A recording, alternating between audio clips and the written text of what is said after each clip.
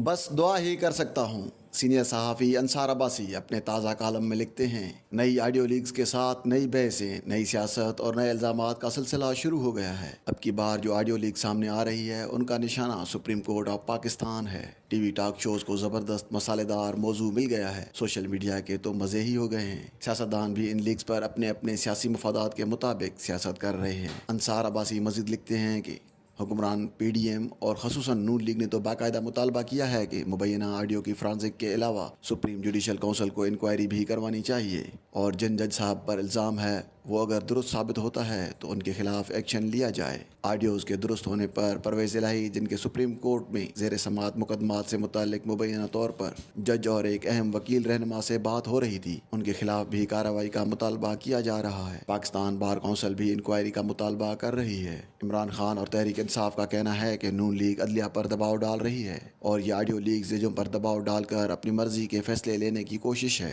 Media और कई अतराफ से इस तवक्को का इज़हार किया जा रहा है कि चीफ जस्टिस इस स्कैंडल पर सो मोटो एक्शन लेंगे। हुकूमत ने ऑडियोज़ को फॉरेंसिक के लिए FIA को भेज दिया है।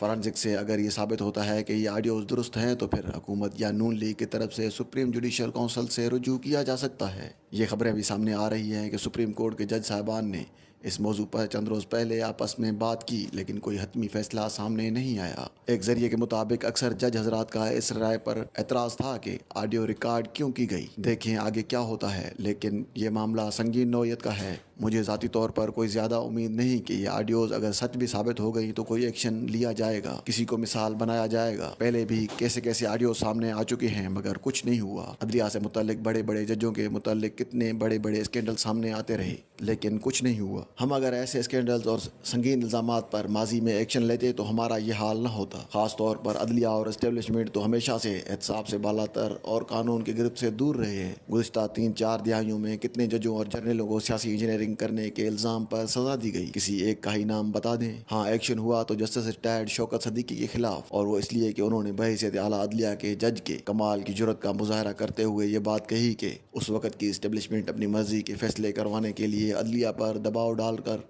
अपनी मर्जी के बेंच बनवाती रही। एक अहम जज की तरफ से इस इल्ज़ाम पर इंक्वायरी होनी चाहिए थी। शौकत सदीकी साहब से सबूत मांगे जाने चाहिए थे, लेकिन इस इल्ज़ाम को यकसर नज़रअंदाज कर दिया गया और उल्टा एक्शन सदीकी साहब के खिलाफ शुरू कर दिया गया कि उन्होंने ये बात की ही क्यों।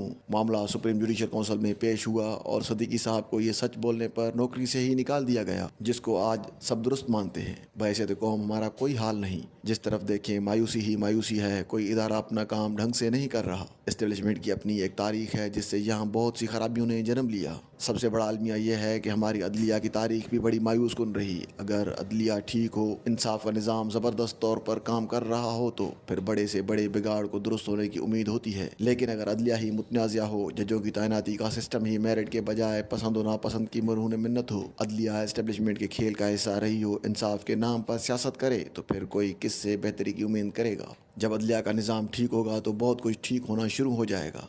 ऐसा पाकिस्तान में कब होगा, इस हवाले से मुझे कोई ज़्यादा उम्मीद नहीं, बस दुआ ही कर सकता हूँ।